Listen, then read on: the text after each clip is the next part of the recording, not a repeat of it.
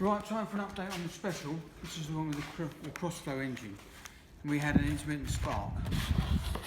So we needed a couple of parts for it.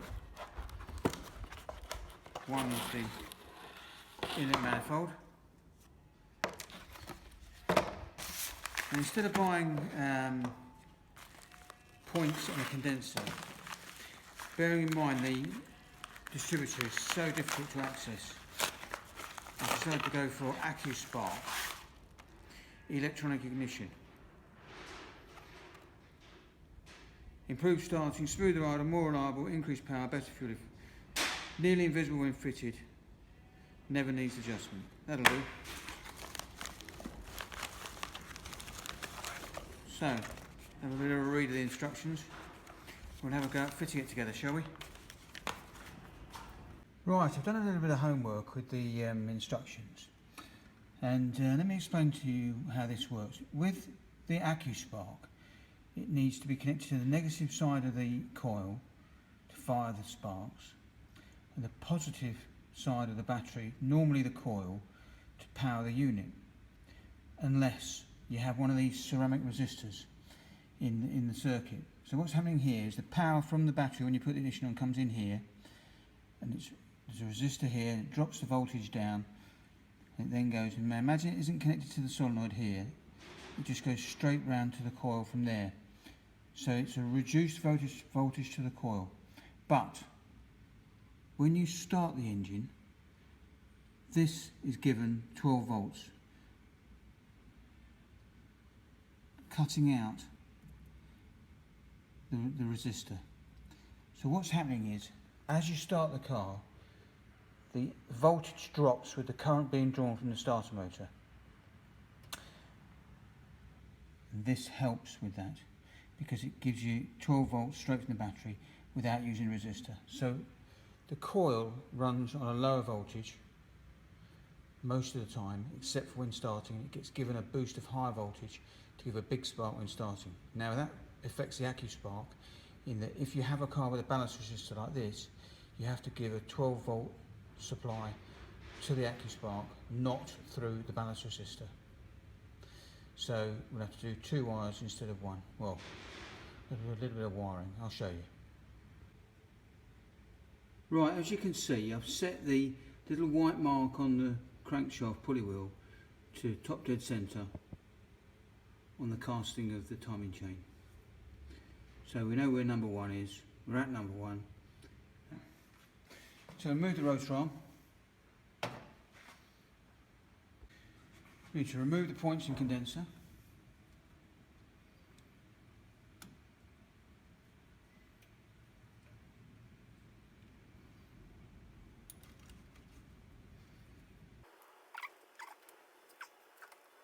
So the crosshead screw is a condenser screw, remember that. I think it's the condenser that caused the problem. The condenser fails, shorts out. Don't have any test equipment to test condensers. Keep the screw for the condenser. Flathead screw for the points. There's the adjuster screw. Take both of those out.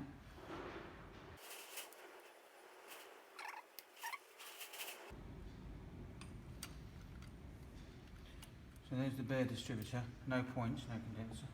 So we'll look at the points.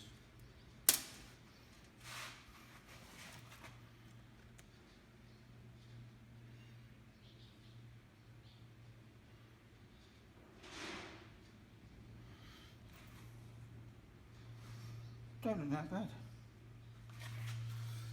Right.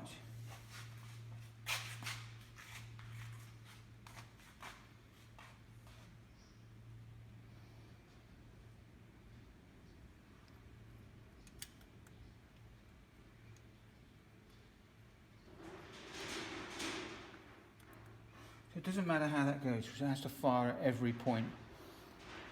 So it's not handed, so to speak. It's handed that way or that way. It goes that way.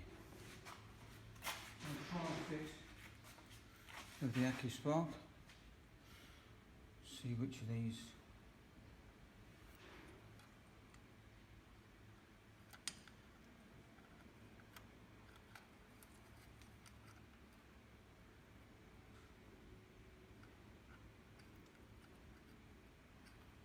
That's a problem, doesn't fit any of them. Wrong. Oh, it fits perfectly. Right. I'm happy with that. Now I need to put some heatsink paste on here. I'm going to wipe that over first.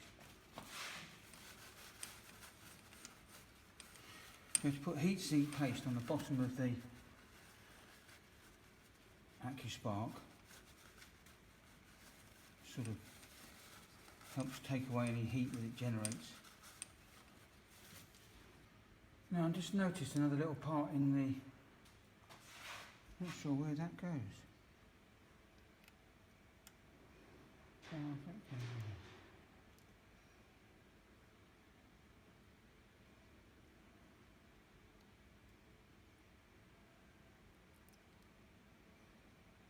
Doesn't fit. Yes, it does. Right, let me read the instructions. Right, I've worked out what it is. This is a trigger. Just to be a snug fit. You see that? It's see-through. I'm assuming what that does, it goes over the cams. Actually, between the cams. Should be a snug fit. I think what it does is it grips the cam.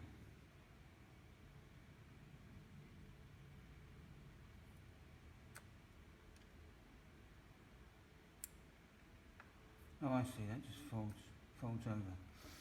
Makes it a snug fit. Right, let's try and get this out.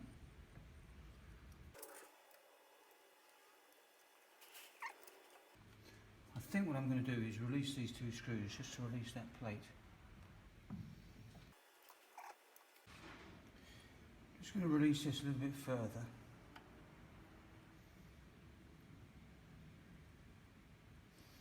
Enabling me to trap the wire underneath nicely.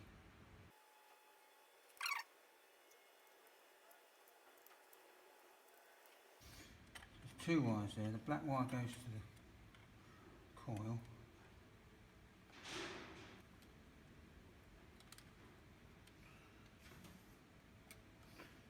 So that's going to go on those two there, and this has got to be tied away. Just nip that down a bit.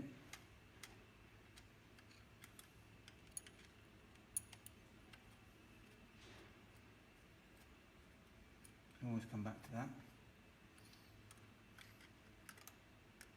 Don't let me forget to tighten those up. Heat paste. I've put the two wires through the base plate of the base plate of the distributor. We have to spread some of this paste, heat sink paste, whatever it is. It's going to be here, isn't it? That's where the heat's going to be.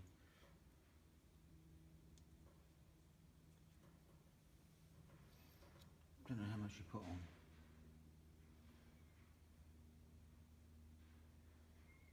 A bit gooey.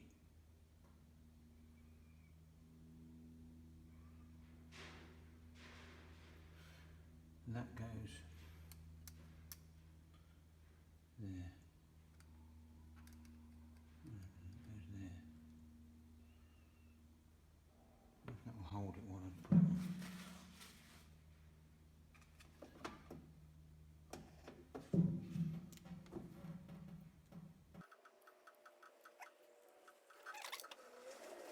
Now, if you remember rightly, this is a ballast resistor system. So you have to run the wire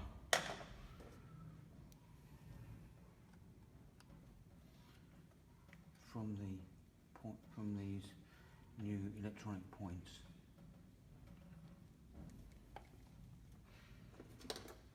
So the black wire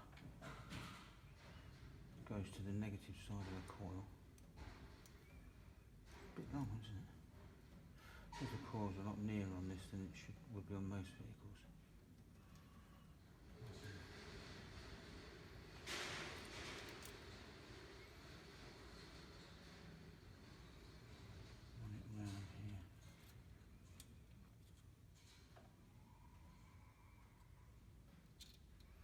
do with a nut on there, couldn't I? See if I can find a nut. So I managed to find a nut. A little bit damaged, the thread. It's ridiculously long, isn't it? I'm going to shorten it. Just looks like a bad job.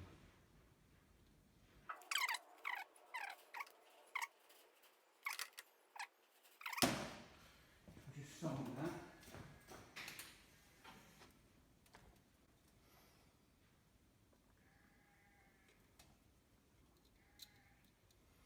I'll solder it on there.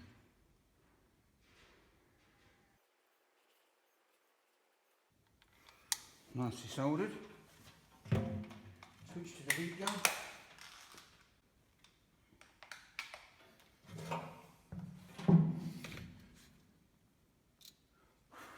Let that cool for a moment.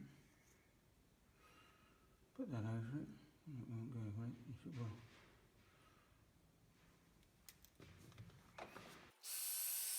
Looks like a factory terminal. So that'll come out that side of the distributor. Just put a turn on it and hold it.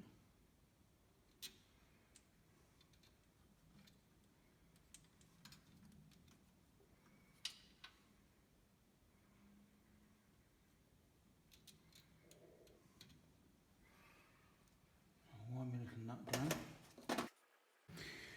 So while you've been away, I've uncovered a wiring fault, which is the lead to the oil pressure sensor. The oil pressure sensor was damaged as well, so that I've repaired here, if you can see. And also what I've done is I've extended the red wire, which has to go all the way around the engine bay to the ballast resistor to go on the non-resisted side of the ballast. So let's run that round.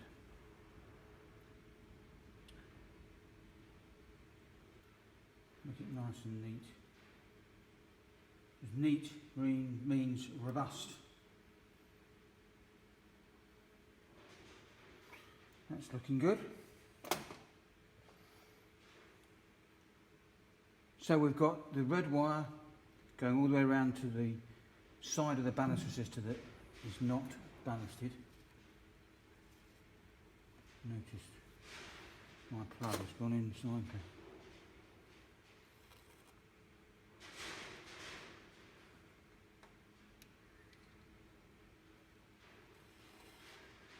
I wonder if that's been sucked in as we turn the engine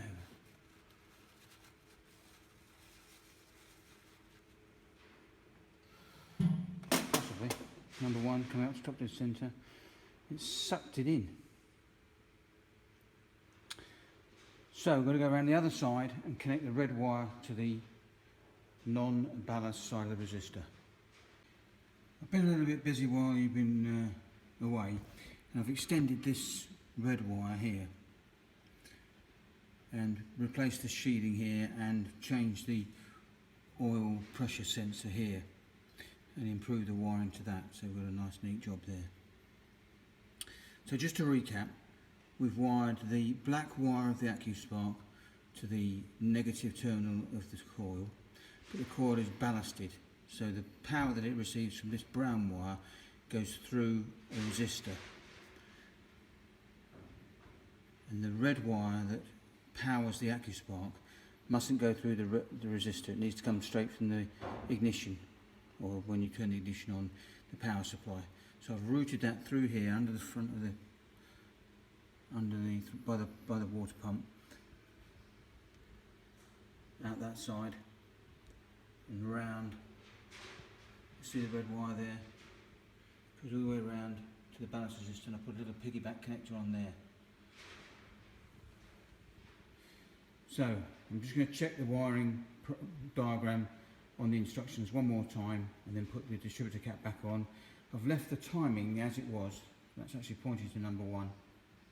The timing marks on the pulley are set up, and I've developed a tool that will can adjust the timing with the carbs on, because that's what I'm worried about. So just checking the wiring diagram again.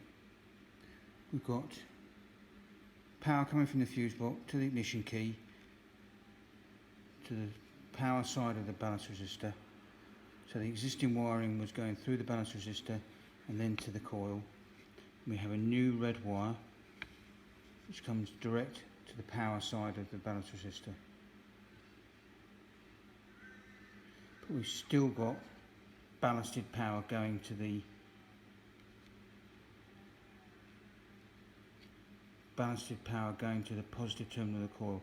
That is where we were talking about the power coming from the solenoid, which gets a boost when you crank the engine.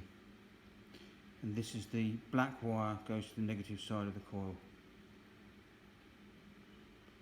And that's the extended red wire that's coming around the front of the engine and hooks onto that piggyback connector on the live side of the ballast resistor. So I'm confident we've got the wiring right. Let's get this back on.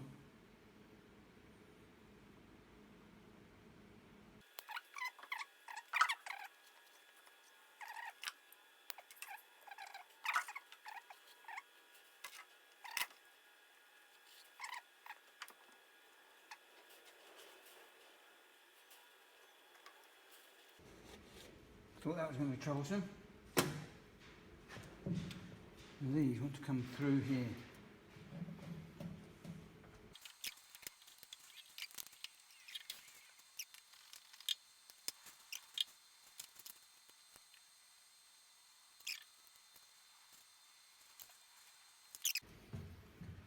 Right, I've got all four in. Just nipping them up.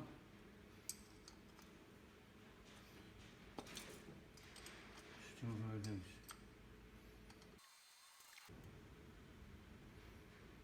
Just going to clean that thread up, don't like the look of it. I've cleaned up on the wire wheel and put some copper grease on it. The one nearest the water outlet that would normally heat the inlet manifold.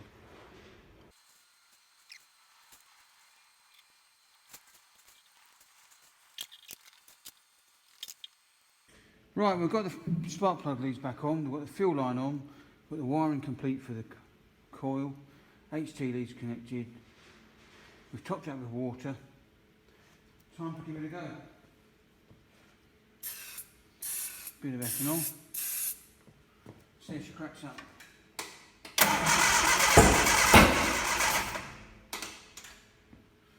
It sounds like the timing is massively out. I hope you can hear me over the rain.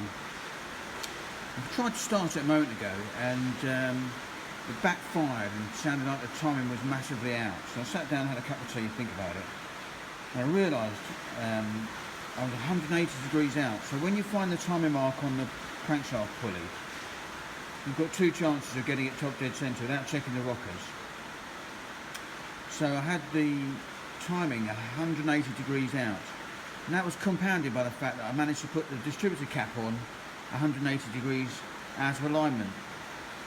I noticed that when I tried to connect the number one spark plug, the lead was very tight and it wasn't like that before. So that's what I thought the problem was. So what I've done is had the carbis back off again, rotated the distributor cap 180 degrees, and we'll see whether she starts.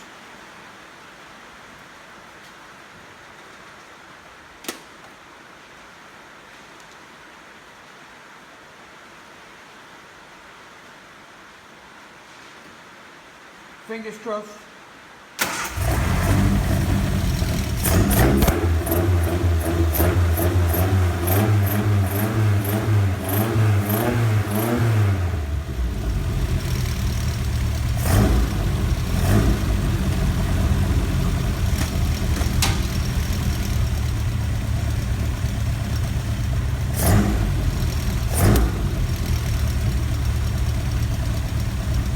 First crack.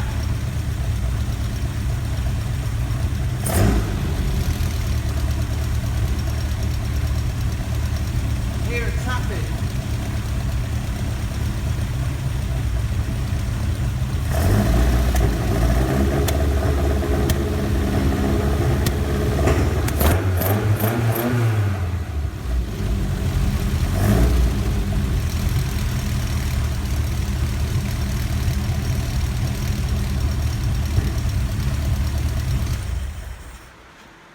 So goes first crack.